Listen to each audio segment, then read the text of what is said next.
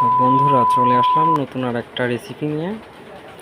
কিভাবে প্যারা মিষ্টি তৈরি করা হয় দেখতেই পাচ্ছেন। আমি দুধ জ্বালায় ক্ষীর বানিয়ে চিনি দিয়ে জাল দিয়ে এরকম বানিয়ে নিয়েছি আগেই। তারপর তোমাদেরকে দেখাচ্ছি, দেখতে থাকো। এই জিনিসটা জাল দিতে দিতে এরকম কালার যখনই হবে তখনই তোমরা এরকম ঘষে ঘষে জিনিসটাকে গাঢ় করে নিতে হবে। তারপর আস্তে আস্তে এটা জমে যাবে। জমে যাওয়ার পরে এরকম সাইডে লাগাইয়া রাখতে হবে যাতে জিনিসটা শুকনো হয়ে যায়। তারপরে আপনি ব্যবহার করতে পারেন যেটাকে বলে ঘি অথবা সোয়াবিন তেল, যে কোনো একটা কিছু ব্যবহার করতে পারবেন আপনি এটার সাথে, যাতে আপনার হাতে না লাগে যায়। তারপরে এভাবে অনেক সময় ডলার পরে যখন আস্তে আস্তে জিনিসটা জমে যাবে সেই সময় আপনার হাতে আর লাগবে না, জিনিসটা আস্তে আস্তে শক্ত হয়ে যাবে।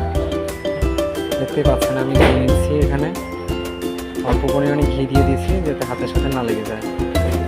তারপর এইভাবে পিস পিস করে কেটে নিতে হবে, একটা অ্যাকুরেট একটা মাপ বুঝে কেটে নিতে হবে।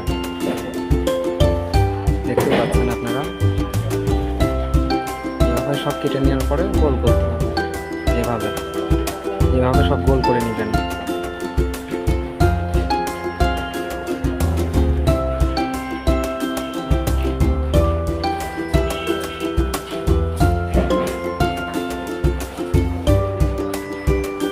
দেখতে পাচ্ছেন এখন এই হলো প্যারা মিষ্টি যাকে বলে।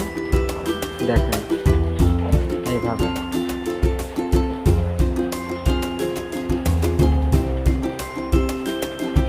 তো আপনাদেরকে ধন্যবাদ শেখ সুমন ইউটিউব চ্যানেল থেকে। আপনারা আমাকে সাবস্ক্রাইব করে দিবেন আর একটা লাইক দিতে ভুলবেন না, যাতে আবার নতুন ভিডিও আসে।